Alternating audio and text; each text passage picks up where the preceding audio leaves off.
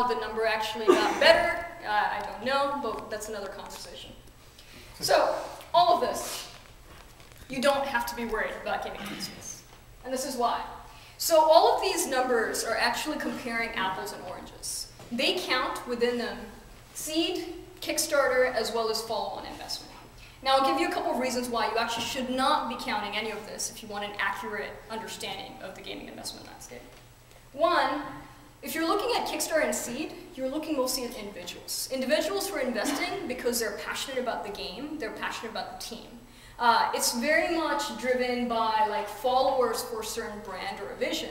You can't really learn how to actually prepare better for your investment round with the numbers that you're seeing here and with their understanding of why seed and Kickstarter works. What you could do to succeed is actually build a huge following. And sometimes it takes your entire career. So Double Fine, very famous Kickstarter campaign. That brand, that designer had been around. Actually, Double Fine had been around for 12 years before they actually did that campaign. And so unless... And Tim Schafer, exactly, made it, had been around for what, 20 years? Yeah. Much longer, right? So if you are a well-known game design brand, consumer-facing game design brand, right? It's not enough of all your peers know you. You want to make sure that the end user knows you as a game design brand, then yes, please do try Kickstarter. If you're not, it's a waste of time. Actually, the numbers for Kickstarter funding for games goes down from 50% of all campaigns to 23%. And the reason is, a lot of people who aren't well-known brands are actually trying Kickstarter and failing. Follow-on venture rounds. So what I mean by this is that when you are looking at venture rounds that happen in some other year, so before 2012, and you're looking at someone doubling down, or a couple of investors doubling down on that investment, that's a follow-on venture round. That's not a very accurate number to look at to understand, hey, what's the gaming investment appetite for? Because really, all it shows with that number in which you have those combined is like, hey, any companies that got a Series A financing, did their investors and other investors who invest in their Series B feel that they actually met their growth expectations with that Series A financing? It doesn't give you a good sense of, hey, gaming investment appetite, what is it at an early stage level? It's, again, apples and oranges. So what should you look at, now that I've told you all the reasons why those numbers are bad for you to look at from a gaming investment appetite? All right, so first venture financing. Very specific definition here. This is your first venture round in 2012, plus any second round if it happened within the same year as the first venture round. So that's the number we look at. It's true apples to apple. It is very hypothesis driven, right? So the investors who are actually investing in this at a venture round, they're like, okay, I believe certain types of games and certain types of businesses will work. And this is a traction I'm looking at in those businesses, and now let me invest in them, right? So you basically get a better sense of what are the patterns in traction and social proof that the investor is looking for.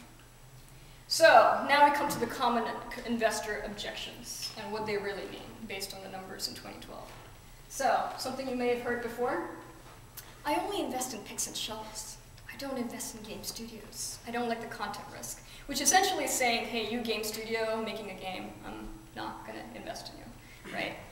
Well, and you look at the numbers, this is the type of gaming investments in 2012.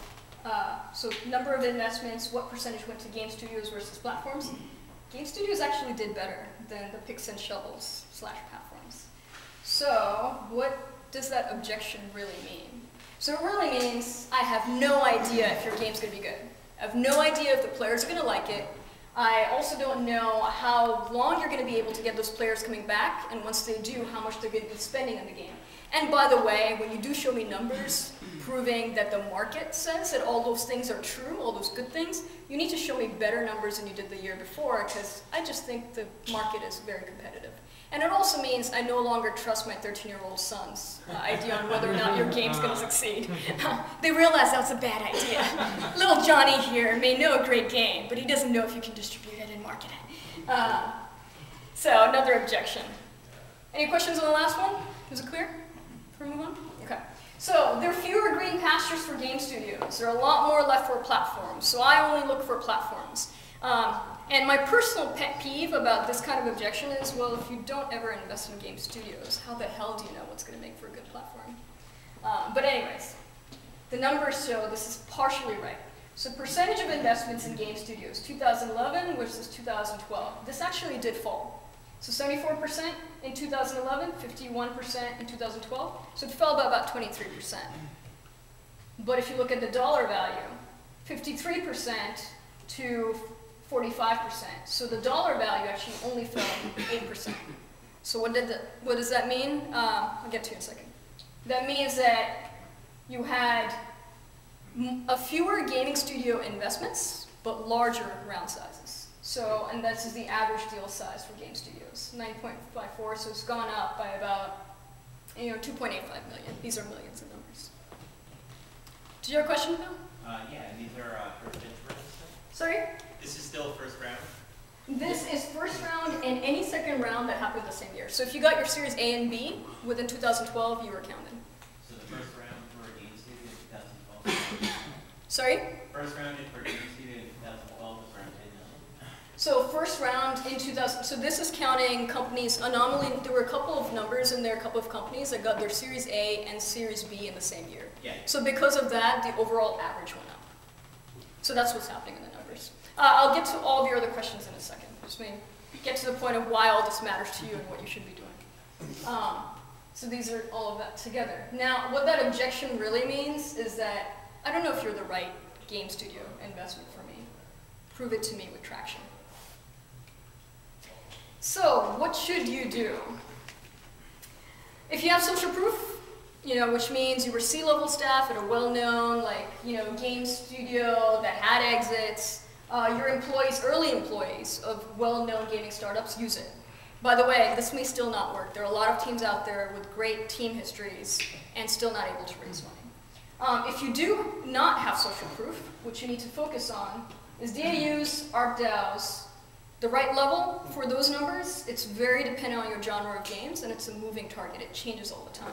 And the Zen here has some ideas about what you should be looking at for that. She sprung this on me last minute, so I jotted down what I think are some very key statistics to take home on this. The most important metric is actually the DAU over the MAU. So in other words, how many of your players are playing on a daily basis versus a monthly basis. What this does is it shows you two things. It shows you engagement. It shows you engagement and also your growth. So a good game that has really good engagement and really good growth is going to be about 20%. So about 20% of your daily active users is the number of your monthly active users. If it's lower than 20%, that means that they're not a very active user base. They just come in occasionally. If it's over 20%, if it's way over 20%, like 60, 70%, that means you have a dead game. It's not growing. There's no new users coming into the game. So you want to hit around 20% or above. Quick note on that, Facebook killed the numbers statistically when they were first coming out. So they had, previously websites were about 5%. Facebook hit 50%. So they had insane engagement. People were coming back day after day after day on their user base.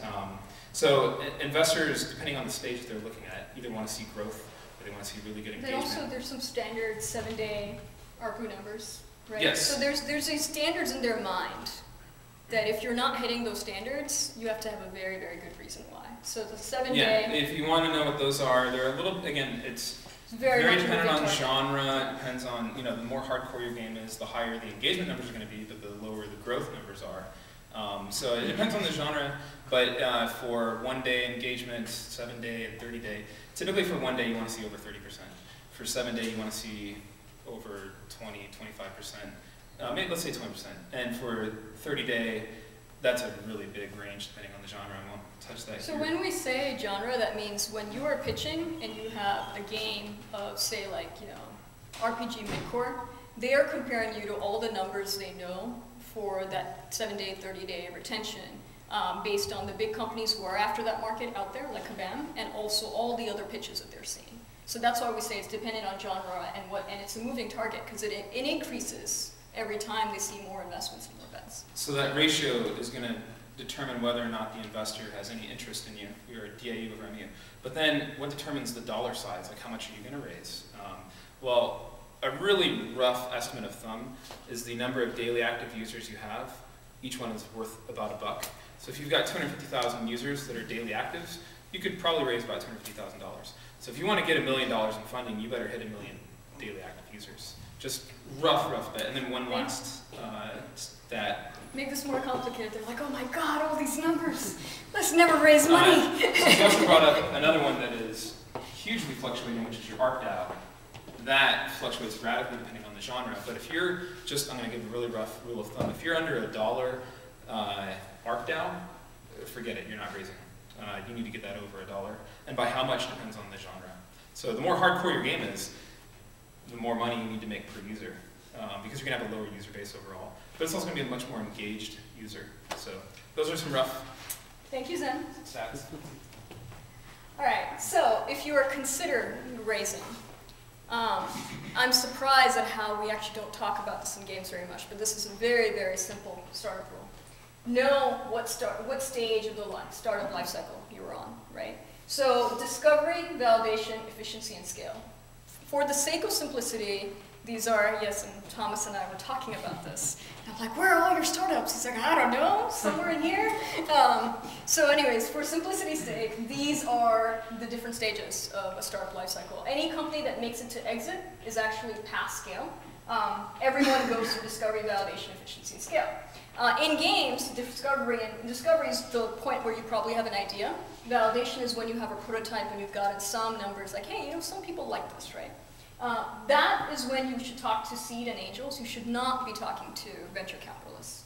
Venture capitalists come in after you actually have the traction numbers that Japheth talked about, which generally happens at efficiency and scale, right? Can you wait? Yeah. So basically, the point at which you are interesting to venture capitalists is this one. If you're talking to them too early here, they will always take a meeting with you. Can anyone guess why? Even if they're never going to invest.